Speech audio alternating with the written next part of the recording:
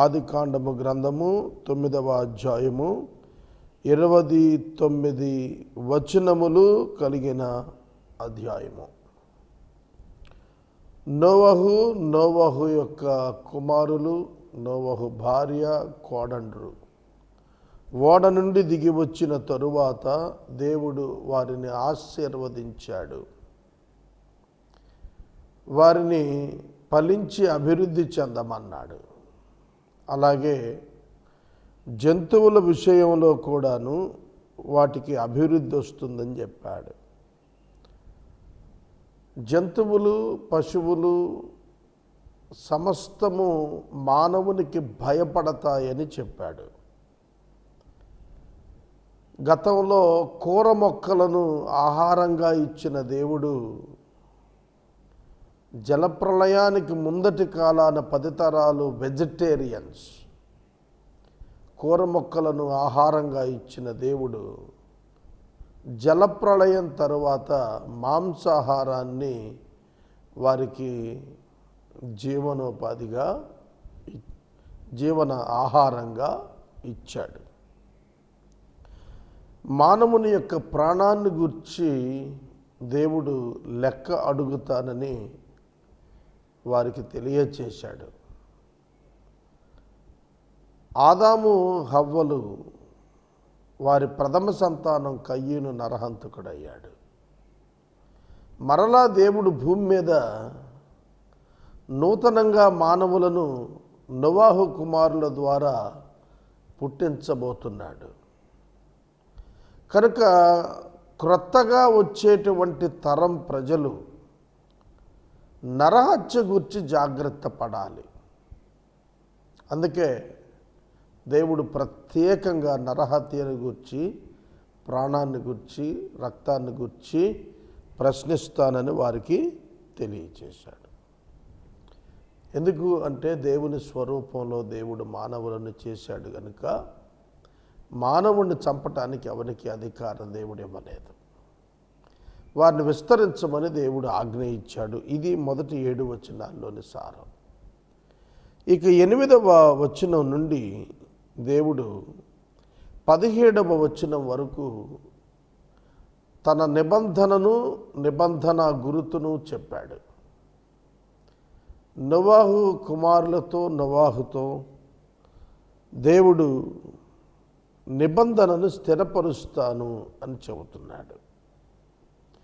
ఆ తరువాత వారి కుటుంబాలతో కూడా ఈ నిబంధన తాను స్థిరపరచబోతున్నట్లుగా వ్యక్తీకరించాడు.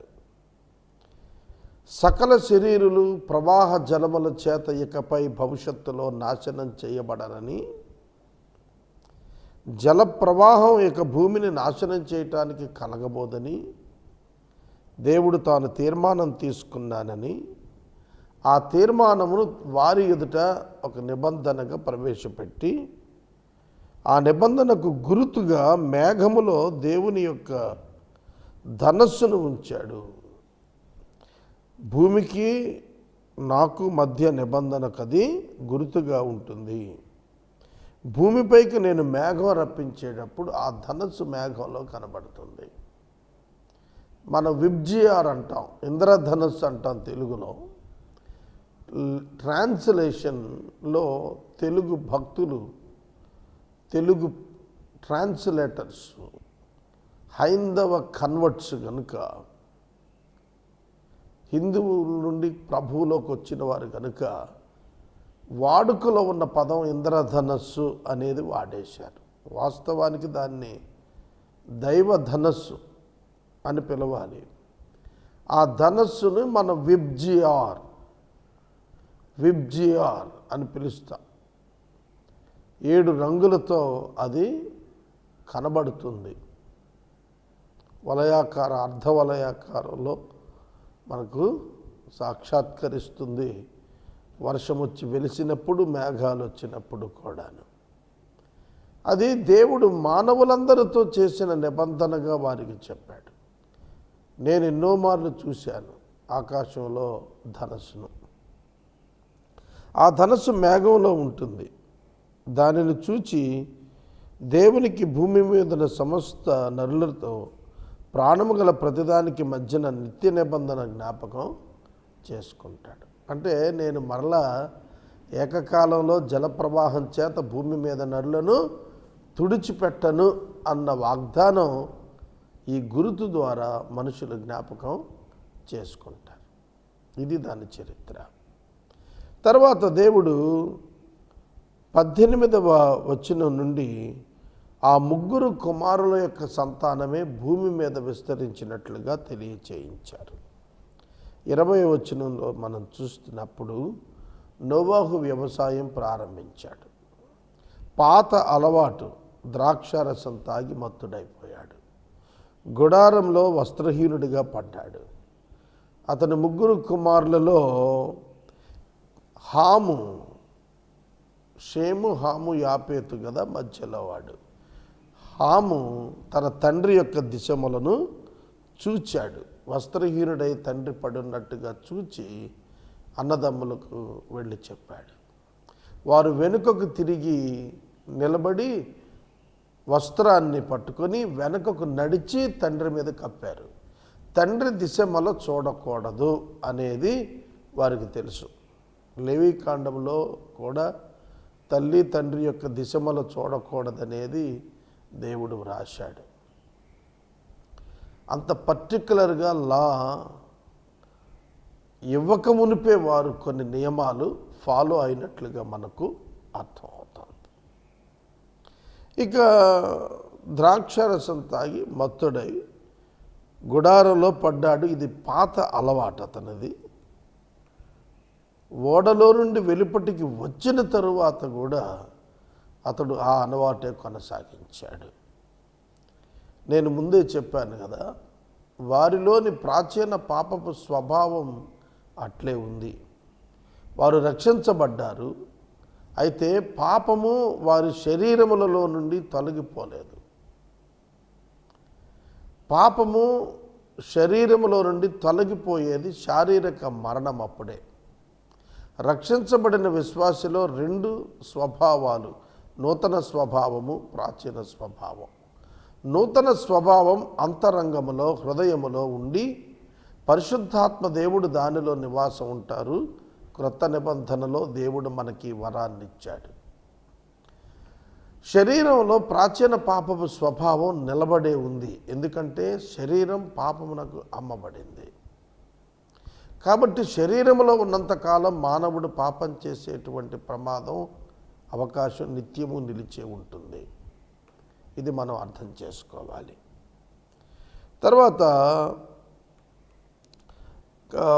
హాము కుమారుడైనటువంటి కనాను శపించబడి దాసుడు అవుతాడని చెప్పబడింది.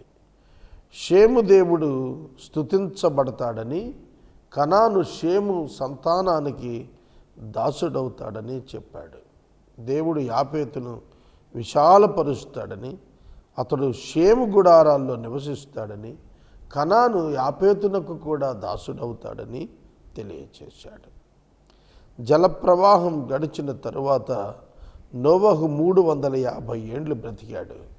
నోవహు బ్రతికిన దినాలు 950 ఏండ్లు. అప్పుడు అతడు మృతి పొందాడు. 9వ అధ్యాయం నోవహు మృతి వివరంతో ముగుస్తున్నట్లుగా మనం చూస్తాం. 29 వచనాలు కలిగిన 9వ అధ్యాయం నోవహు యొక్క 350 సంవత్సరాల చరిత్ర. జల ప్రవాహం తరువాత, ప్రళయం తరువాత, వెలుపటికి వచ్చిన తరువాత 350 సంవత్సరాలు అతడు జీవించాడు. దాని వివరణ 9వ అధ్యాయంలో సంపూర్ణముగా తెలుపబడింది. ఇక మొదటి వచనం నుండి వాక్యము యొక్క వివరణ మన జీవితాలకు అన్వయించుకుంటూ బోధించుకుందాం. మరియు దేవుడు నోవహును అతని కుమారులను ఆశీర్వదించి, మీరు ఫలించి అభివృద్ధి పొంది భూమిని నింపండి. దేవుడు వారిని ఆశీర్వదించి, ఫిజికల్ బ్లెస్సింగ్, భౌతికంగా వారిని దేవుడు ఆశీర్వదిస్తున్నాడు. వారు ఫలించాలి, సంతానోత్పత్తి చెందించాలి, అభివృద్ధి చెందాలి. అభివృద్ధి అన్నింటా అభివృద్ధి, ఆధ్యాత్మికంగా, మానసికంగా, శారీరకంగా, సామాజికంగా అభివృద్ధి కావాలి. ఇంకా మాట్లాడితే ఇప్పుడు సాంకేతిక అభివృద్ధి వచ్చింది. ఇంకా మాట్లాడితే సమాజంలో వివిధ రకాలైన విప్లవాత్మకమైన మార్పులు అభివృద్ధిగా వస్తున్నాయి. పట్టణాలు అభివృద్ధి చెందుతున్నాయి. ప్రజల జీవన సరళిలో, జీవన ప్రమాణాలలో అభివృద్ధి వస్తుంది. ఆర్థిక సమగ్ర అభివృద్ధి సాధిస్తున్నారు. వైద్యపరమైనటువంటి అభివృద్ధి, వైద్యంలో అనేకమైనటువంటి మెళకువలు అభివృద్ధిలోకి వస్తున్నాయి. వ్యవసాయ రంగాల్లో చాలా అభివృద్ధి కనిపిస్తోంది. టెలికాం రంగంలో అభివృద్ధి కనిపిస్తోంది. అభివృద్ధి అన్నప్పుడు అన్ని రంగాలలో అభివృద్ధి చెందటం. దేవుడు మనుషులకు ఇచ్చినటువంటి ఆశీర్వాదం అభివృద్ధి చెందటం. మీరు చూడండి, ప్రపంచ చరిత్ర మీరు గమనించినట్లయితే రాతి యుగం మొదలుకొని మనుషులు ఒక్కొక్క 1000 years జరుగుతూ ఉన్న కొలది ఎన్ని రకాలుగా డెవలప్మెంట్స్ వచ్చాయో మనకు తెలుస్తుంది. మనుషులు వృద్ధి చెందారు. మనుషులు భూమి మీద విస్తరించారు. ఆనాడు 8 మందిగా ఉన్న వారు ఈ దినాన 830 కోట్ల మంది సజీవులుగా ఉన్నారు. కొన్ని వేల కోట్ల మంది ప్రజలు మట్టిలో కలిసిపోయారు. కనుక దేవుని వాగ్దానాలు ఫలించాయి. దేవుని వాగ్దానాలు వీరి పట్ల నిజమైనవి.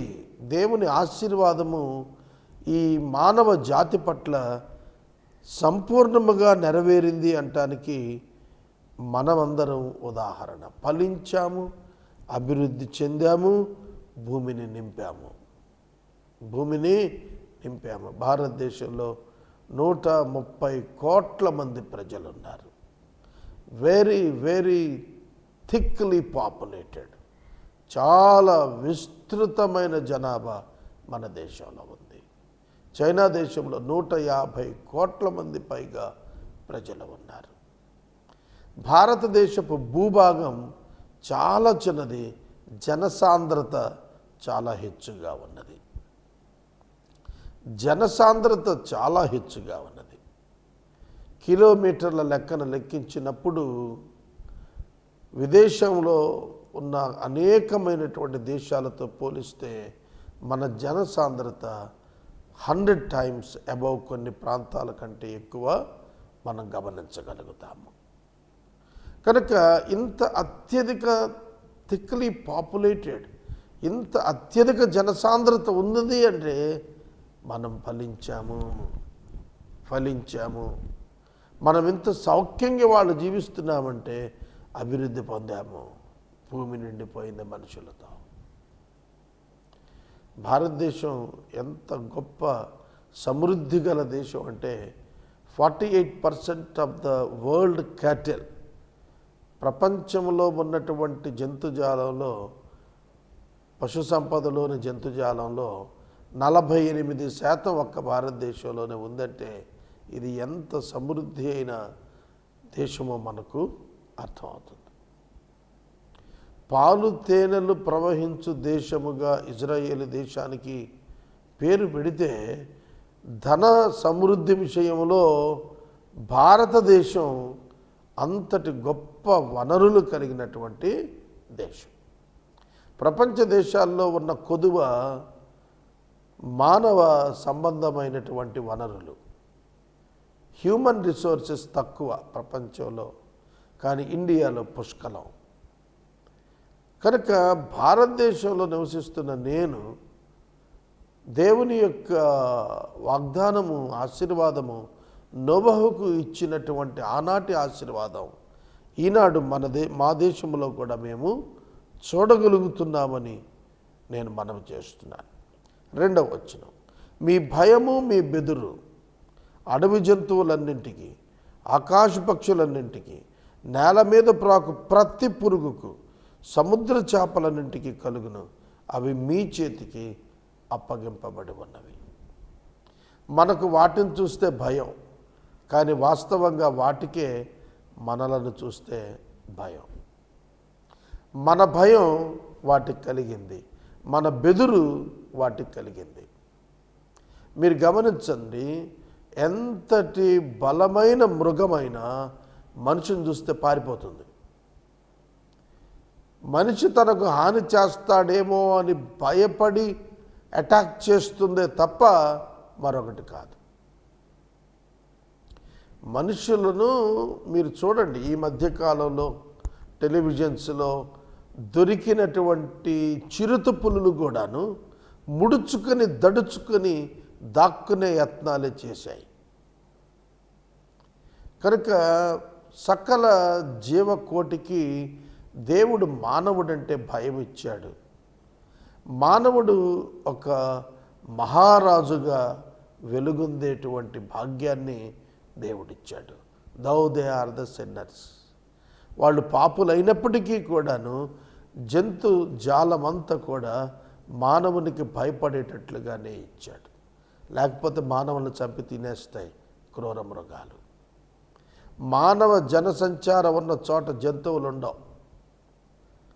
మనుషులు నడిచేటువంటి చోట పాములు తిరగవు, పారిపోతాయి. మనుషులు నడిచేటువంటి చోట నక్కలు కనపడవు, వెళ్ళిపోతాయి. బెదురుంది వాటికి, అది దేవుడే కలుగ చేశాడు.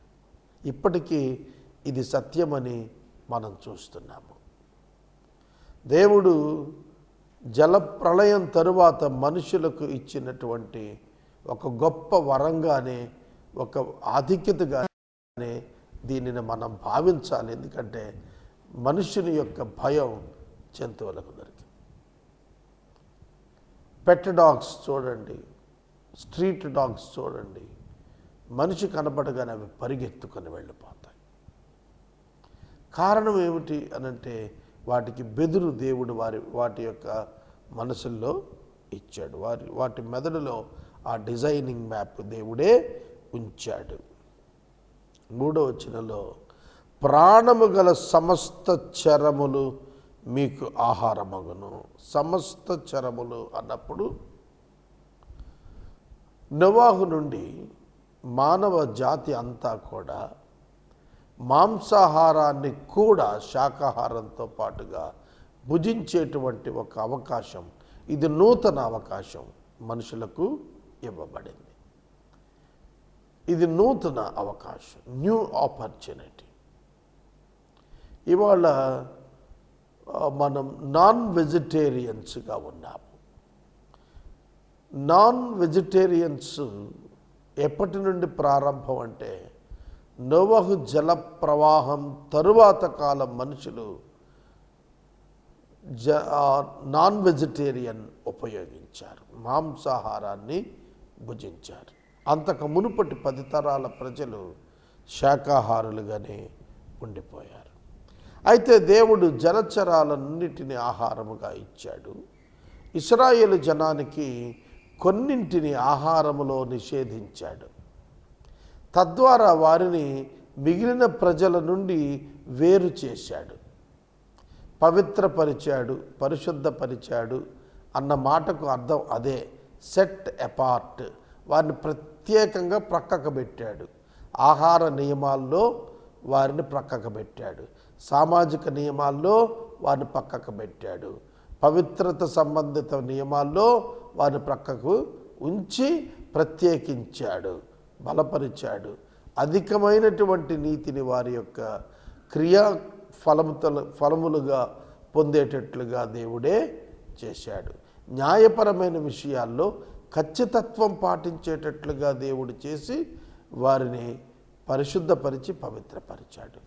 ఆరాధన విషయంలో దేవుడు వారిని పవిత్రపరిచాడు.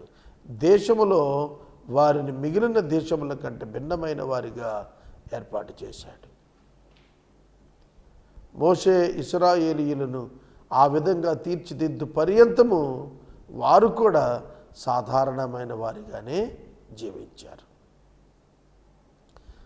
దేవుడు మోషే ధర్మశాస్త్రం ఇచ్చే వరకు కూడాను ఈ పవిత్ర అపవిత్ర జంతువుల యొక్క డిస్క్రిమినేషన్, ప్రత్యేకత, విభజన లేదంటే విడిగా చూడటం అనేది, వ్యత్యాసం అనేది లేకుండానే ఉన్నది. తరువాత దేవుడు వారికి ఒక హెచ్చరికనిచ్చాడు. జంతు మాంసాన్ని భుజించినప్పుడు కూడా రక్తముతో దానిని కలిపి తినకూడదు. రక్తము ఒలికించి ఆ తరువాత ఆ జంతు మాంసాన్ని తినాలి. రక్తముతో కలిపి తినకూడదు. ఎందుకంటే రక్తము ప్రాణము, రక్తము ప్రాణము, రక్తము దానికి ఆధారము. కాబట్టి ప్రాణమైన రక్తం ఎవ్వరూ భుజించకూడదు. అందుకని అన్నాడు, ప్రాణమైన రక్తాన్ని మీరు భుజించవద్దు. ప్రాణమైన రక్తాన్ని గురించి నేను విచారణ చేస్తాను. ప్రతి జంతువును, నరులను, ప్రతి దానిని గురించి కూడా విచారణ చేస్తాను. ప్రతి నరుని ప్రాణమును గురించి వాని సహోదరుని విచారణ చేస్తాను. చూడండి, దేవుడు ఎంత స్పెసిఫిక్గా భూతదయ, జంతువుల పట్ల కూడా హింస కుదరదు. ఆహారం కొరకు భుజించు వాటిని రక్తం చిందించినప్పుడు తప్పులేదు. హింసించుట కొరకు రక్తం చిందిస్తే,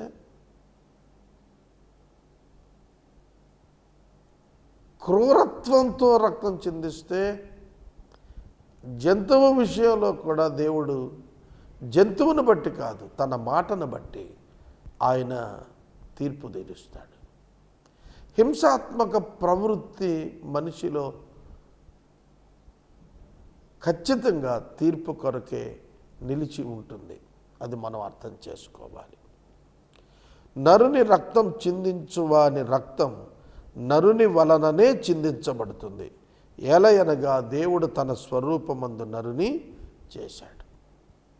ఈ వచనాన్ని మీరు చూస్తే యేసుక్రీస్తు ప్రభు పేతురుతో గెత్సెమనెలో మాట్లాడుతున్నప్పుడు, కడరాత్రి భోజనం తర్వాత అప్పగించబడే ఆ రాత్రి కత్తి పట్టినవాడు కత్తితోనే నశిస్తాడు అని చెప్పాడు.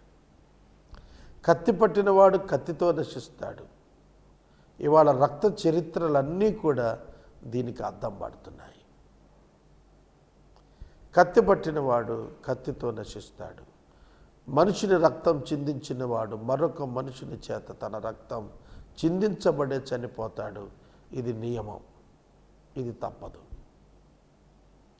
హత్యకు ప్రతి హత్య సాధారణంగా జరుగుతుంది. పగ ద్వారా హత్య చేస్తే వారి యొక్క బంధువులో, కుటుంబ సభ్యులో హత్య చేస్తారు వాడిని. కనుక దేవుడు ముందే మనుషులకు హెచ్చరికిస్తున్నాడు, నరులను ప్రేమించాలి తప్ప హత్య గావించకూడదు. అలా హత్య గావించబడితే వాడు హత్య చేయబడతాడు. హత్య చేసిన వాడు హత్య చేయబడతాడు. ఒక బెస్ట్ ఎగ్జాంపుల్ కయ్యను హంతకుడయ్యాడు. కయ్యను మరొకరి చేతిలో హతుడయ్యాడు. తప్పదు. కనుక నర హత్యను గురించి దేవుడు చాలా సీరియస్గా వారికి తెలియజేశాడు. అప్పుడు భూమి మీద ఆ కుటుంబం తప్ప మరొకరెవరు లేరు. మిగిలిన ఆజ్ఞలు వారు ఇమీడియట్గా పాటించడానికి కావలసిన సామాజిక పరిస్థితులు ఆ దినాన వారికి లేవు. అందుకని నరహత్య గురించి దేవుడు స్పెసిఫిక్గా వారికి చెప్పాడు. 7వ వచనంలో, మీరు ఫలించి అభివృద్ధి పొందండి, మీరు భూమి మీద సమృద్ధిగా సంతానము కని విస్తరించండి అని వారితో చెప్పాడు. ఫ్యామిలీ ప్లానింగ్ లేకపోతే ఇవాళ ప్రపంచ పరిస్థితి ఏ విధంగా ఉండేదో. ఫ్యామిలీ ప్లానింగ్ ఇవాళ అమలులో ఉన్నది. భారతదేశంలో ఇవాళ మేమిద్దరం మాకొక్కరు అన్న పరిస్థితి ఉన్నది. ఒకప్పుడు మా బాల్యంలో 3 వద్దు 2 ముద్దు అని ఒక స్లోగన్ ఉండేది. ఇప్పుడు 2 వద్దు 1 హద్దు, ఒక్కళ్ళే చాలు అనే భావనలో ఇవాళ సమాజం ఉన్నారు. జపాన్ దేశంలో హిరోషిమా నాగసాకి ప్రాంతాల్లో ఆటం బాంబ్ ప్రయోగం తరువాత వారు ఆ దేశంలో బిడ్డలను కన్నవాళ్ళకి ఇన్సెంటివ్స్ ఇచ్చారు. బిడ్డలను కన్నవారిని ప్రభుత్వం ప్రోత్సహించింది. ఎంతమందిని బిడ్డల కంటే ఆ తల్లి అంత గౌరవం పొందుతుంది అన్నమాట. అంటే దేశంలో పాపులేషన్ నింపటం విషయంలో జపాన్ దేశం ప్రత్యేకంగా శ్రద్ధ తీసుకుందని చెప్పి సమాచారం మనందరికీ తెలియచేయబడుతోంది. కనుక ఫలించాలి, మిక్కిలిగా అభివృద్ధి చెందాలి పాపులేషన్. ఈ చూడండి, సంవత్సరానికి ఒకళ్ళ కన్న తల్లులు ఉన్నారు, 4 6. మా గ్రాండ్ పేరెంట్స్ టైంలో మోర్ దాన్ 10 చిల్డ్రన్, 11 మంది 13 మంది. సూజన్నా వెస్లీ, జాన్ వెస్లీ తల్లి గారు ఆవిడ 17 మందిని 18 మందిని ఆవిడ కంది. 13వ వాడు జాన్ వెస్లీ, 17వ వాడు గాయకుడైనటువంటి అతని సహోదరుడు. కనుక మనం చూసినప్పుడు ఈ సంతానం అనేటువంటిది దేవుడిచ్చేటువంటి ఒక గొప్ప వరం. ఇవాళ మనం బర్త్ కంట్రోల్ పెట్టి ఆపేశాం, కానీ లేకపోతే ప్రపంచంలో ఇంకా అత్యధిక జనాభా ఉండేవారు. ఈ వచనం కూడా సమాజంలో ఇప్పటికీ నెరవేరుతోందని మనం చూస్తున్నాం. 9వ అధ్యాయం మొదటి 7 వచనాల్లోనే నేటి సమాజంలో మన మధ్యన నెరవేరుతున్నట్లుగా కనపడిన అనేక విశేషాలు నేను మీ ముందు ఉంచాను. వాటిలో ప్రధానంగా మనుషుల అభివృద్ధి, జంతువులకు మనుషులంటే భయం, అటువలనే మనుషులు మాంసాహారులుగా ఇప్పటికీ ఉండటం, హత్య చేసిన వాడు హత్య చేయబడటం, ఇవన్నీ కూడా ఇప్పటికీ కూడా సమాజంలో మన కనులు ఎదురు కనబడుతున్నాయి. వీటన్నిటినీ కూడా వేల సంవత్సరాల క్రితమే పరిశుద్ధాత్మ దేవుడు వీరి ఎదుట జరిగించినట్లుగా చూస్తున్నాము. ఆదికాండము గ్రంథము 9వ అధ్యాయము 8వ వచనం నుండి 17వ వచనం వరకు ఉన్న వాక్య భాగం. దేవుడు నోవాహుతో తన యొక్క నిబంధనను స్థిరపరుస్తానని మాట్లాడుతున్న మాటలు. మరియు దేవుడు నోవాహు అతని కుమారులతో, ఇదిగో నేను మీతోనూ మీ తదనంతరము మీ సంతానముతోనూ మీతో కూడా ఉన్న ప్రతి జీవితోనూ, పక్షులేమి పశువులేమి, మీతో కూడా సమస్తమైన భూజంతువులేమి, ఓడలో నుండి బయటకు వచ్చిన సమస్త భూజంతువులతోనూ నా నిబంధన స్థిరపరచుచున్నాను. నేను మీతో నా నిబంధన స్థిరపరచుదును. సమస్త శరీరులు ప్రవాహ జలముల వలన ఇకను లయపరచబడరు. భూమిని నాశనము చేయుటకు ఇకను జలప్రవాహము కలుగదు అని పలికిన. మరియు దేవుడు, నాకును మీకును మీతో కూడా ఉన్న సమస్త జీవరాశులకును మధ్య నేను తరతరములకు ఏర్పరచుచున్న నిబంధనకు గుర్తు ఇదే. మేఘములో నా ధనస్సు ఉంచి తిని, అది నాకును భూమికిని మధ్య నిబంధనకు గుర్తుగా ఉండును. భూమిపైకి నేను మేఘమును రప్పించినప్పుడు ఆ ధనస్సు మేఘములో కనపడును. అప్పుడు నాకును మీకును సమస్త జీవరాశులకును మధ్యన ఉన్న నా నిబంధనను జ్ఞాపకం చేసుకొందును. గనుక సమస్త శరీరాలను నాశనము చేయుటకు అలాగూ ప్రవాహముగా నీళ్లు రావు. ఆ ధనస్సు మేఘములో ఉండును. నేను దాన్ని చూచి దేవునికిని భూమి మీద ఉన్న సమస్త శరీరులలో ప్రాణము గల ప్రతిదానికిని మధ్యన ఉన్న నిత్య నిబంధనను జ్ఞాపకం చేసుకుందును అనెను. మరియు దేవుడు, నాకును భూమి మీద ఉన్న సమస్త శరీరులకును మధ్య నేను స్థిరపరిచిన నిబంధనకు గుర్తు ఇదే అని నోవహుతో చెప్పెను. 8వ వచనం మొదలు 17వ వచనం వరకు బైబిల్ నుండి నేను చదివాను. దేవుడు జల ప్రవాహము ద్వారా సమస్తాన్ని నాశనం చేసినప్పుడు ఆయన సంతాపపడ్డాడు, బాధపడ్డాడు. 6వ అధ్యాయంలో వారి పాపమును చూచి, మానవుల పాపాన్ని చూచి సంతాపపడినటువంటి దేవుడు జలప్రళయము వలన భూమి మీద సమస్తము నాశనమైనప్పుడు కూడా సంతాపపడ్డాడు.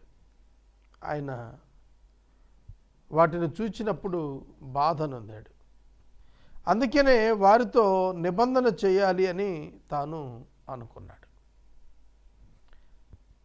ఆ నిబంధన హృదయములో నుండి వచ్చిన నిబంధన, దేవుని హృదయములో నుండి వచ్చిన నిబంధన ఏమిటంటే, ఆ నిబంధన ఇక ఎన్నడూనూ జలప్రవాహముల చేత సమస్తాన్ని ఈ విధంగా నాశనం చేయను. ఇది యూనివర్సల్ ఫ్లడ్, విశ్వవ్యాప్తమైనటువంటి జలప్రవాహం. ఇది ఇలా జలప్రవాహము ద్వారా నాశనము చేయకూడదు అనేది నిబంధన, దేవుడు ఏర్పరిచినది. దానికి గుర్తు వర్షధనస్సు. ఈ వర్షధనస్సు విబ్జిఆర్ అంటారు. ఈ విబ్జిఆర్ ఈ రంగులతో కూడినటువంటి ఈ ధనస్సును మేఘంలో దేవుడు ఉంచుతాడు. ఎప్పుడు మేఘాన్ని ఇచ్చినా, అంటే మేఘం ద్వారా వర్షం కదా, ఎప్పుడు మేఘం వచ్చినా ఆ మేఘంలో దీని నుంచి పరలోకము నుండి దేవుడు భూమి మీద ఉన్న మనుషులను చూస్తున్నప్పుడు మధ్యలో తన నిబంధన గురుతైన ఆ ధనస్సు కనబడుతుంది. అందుచేత వారిని ఏకకాలములో జలప్రవాహం చేత నాశనం చేయటం అనేది ఇకపై తాను చెయ్యనని తను జ్ఞాపకం చేసుకుని చేయకుండా ఉంటాడు అనేది తెలుస్తుంది. సహోదరుడా, సహోదరి, జల ప్రవాహమునకు కారణం మనుషులు తమ త్రోవలను చెరిపేసుకున్నారు. దేవుడు తీర్పులు తీర్చడం ప్రారంభిస్తే భూమి మీద ఏ ఒక్కడూ మిగలడు. అందుకనే కీర్తనాకారుడు అన్నాడు కదా, దేవా నీవు చూచినప్పుడు నిర్మలుడుగా అగుపడే నరుడు ఎక్కడున్నాడు? అందరూ పాపం చేసి దేవుడు అనుగ్రహించే మహిమ పొందలేకపోతున్నారని రోమా సంఘానికి పౌలు గారు రాశాడు. కాబట్టి దేవుడు జీవరాశులను జ్ఞాపకం చేసుకుంటున్నాడు.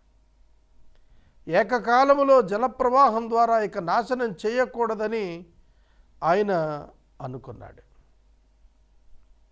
అందుకనే వాటిని సంహరించను అని చెప్పాడు. ఆదికాండము 8వ అధ్యాయము 21వ వచనం చదువుతాను. ఇక మీదట నరులను బట్టి భూమిని మరల శపించను. నరులను బట్టి భూమిని మరల శపించను. ఎందుకనగా నరుల హృదయ ఆలోచన వారి బాల్యము నుండి చెడ్డది.